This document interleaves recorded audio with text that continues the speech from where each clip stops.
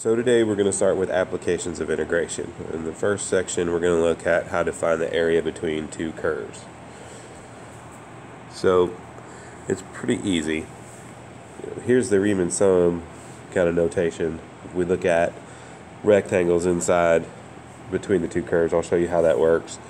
We're mostly going to be focused on doing this. We're going to do an integral from a to b, and then we're going to take our function f of x and subtract the other function g of x.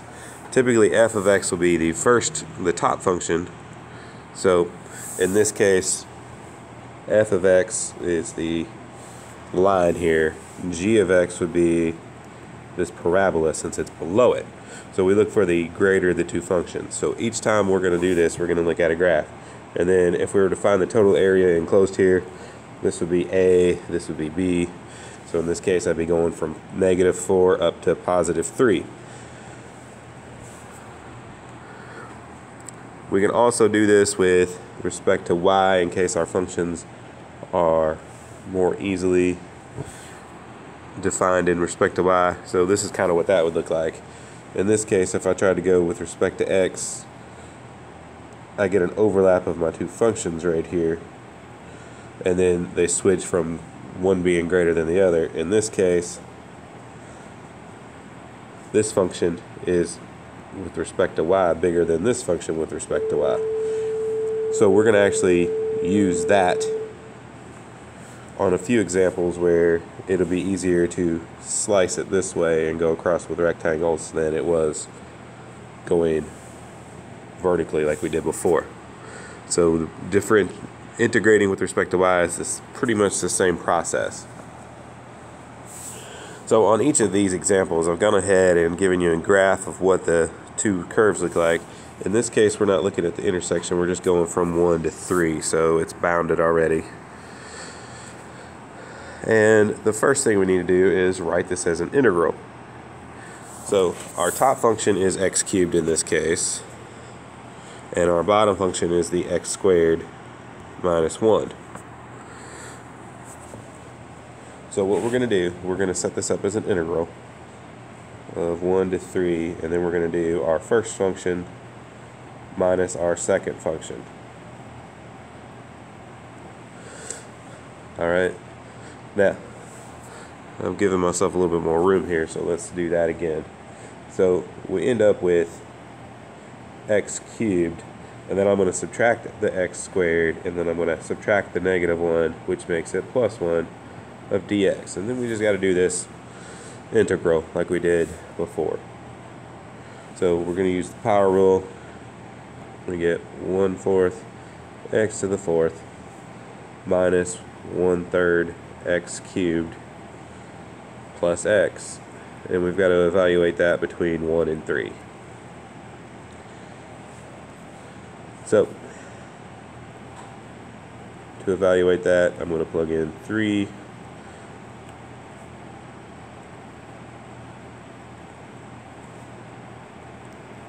And then I'm going to subtract off the value with the 1 there.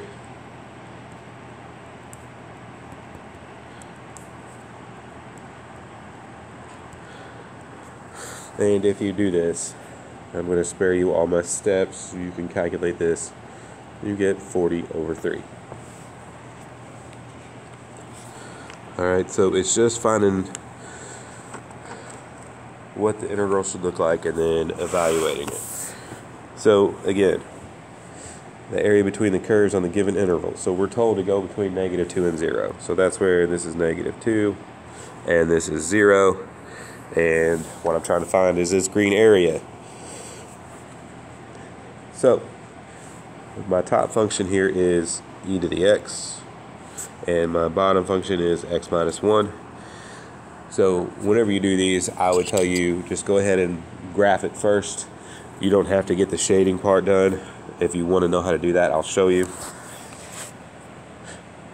So we're going to set up our integral. We're going to go from -2 to 0 because that's my interval that I'm given. And then we're going to do the first function minus the second function. Alright, so my first function minus my second function, and we're going from -2 to 0, so that gives me e to the x minus x, and then since that's a minus 1, it becomes plus 1 because I'm subtracting. And now I just integrate that, so e to the x is just e to the x. The negative x becomes minus 1/2 x squared. The 1 becomes plus x. And I'm going from 0 to negative 2. Alright, so that means I've got e to the 0 minus 1/2 of 0 squared plus 0, and then minus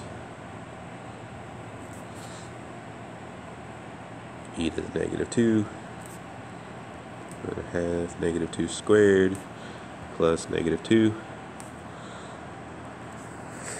And this whole thing just becomes 1 because e to the 0 was 1. Then I got minus e to the negative 2 is 1 over e squared. That's 1/2 of 4. So that's minus 2. And then I've got another minus 2. So that ends up being, I've got 1 minus negative 4, which is 5. I got 1 over e squared, which is plus 1 over e squared. And you can leave the answer like that, or if you approximate it, you get 4.86. Alright, so those gave us the bounds. Sometimes you're not given the bounds, so you have to do a graph. When you do your graph of your function, you're going to look for where do they overlap. So it says sketch that and find the area of the region defined by the intersections of the curves. So that means I got to find the intersection points on my graph. Alright. And in this case,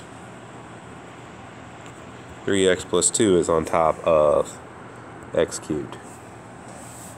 Alright. So that means I'm doing the integral, and I'm going from negative 1 up to positive 2. And I'm going to do 3x plus 2 minus x cubed dx. Alright, let's go ahead and do this integral now. So we've got the 3x becomes 3 over 2 x squared. The 2 becomes 2x. That becomes 1/4 x to the 4th. And we're going from negative 1 up to 2. So we're going to plug those in.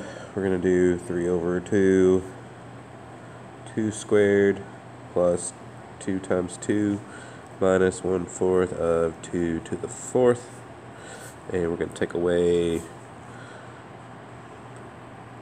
this with the negative 1 squared plus 2 times negative 1 minus 1/4 negative 1 to the 4th.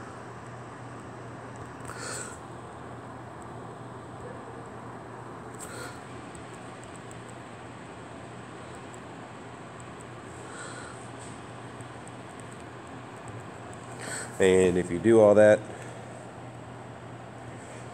the first part you should end up with 6. The second part we get 3/4, and 6 plus 3/4, because it's minus, and then right here you get 27 over 4. Now some of them we're going to have, it says sketch and find the area, and then choose the variable of integration so that the area is written as a single integral. Now, when I first looked at this one, and you first look at this one, you might think, okay, I can easily do this and make my rectangles go in this way with respect to x. However, there's a problem here. If I say this is f of x and this is g of x, at first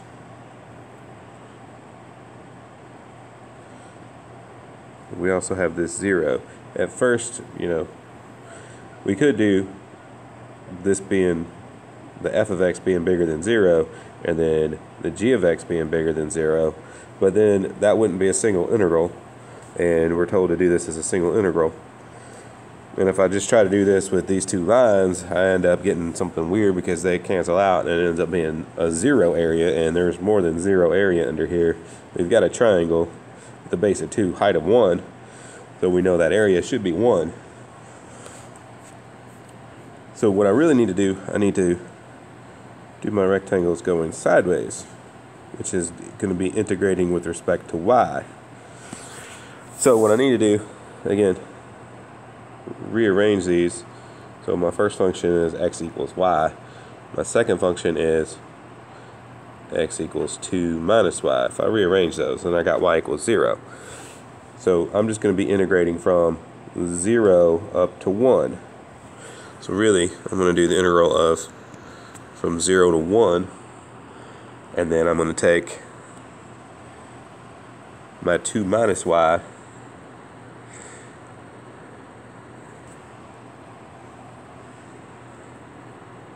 Alright, I'm going to do 2 minus y, and then I'm going to take away another y.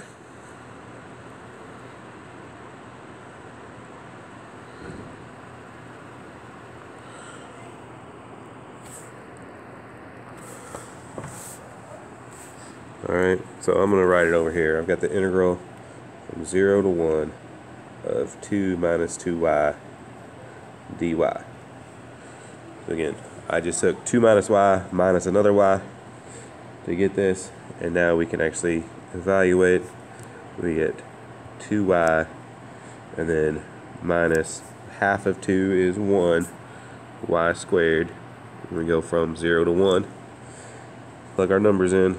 We get 2 times 1 minus 1 squared minus 2 times 0 minus 0 squared.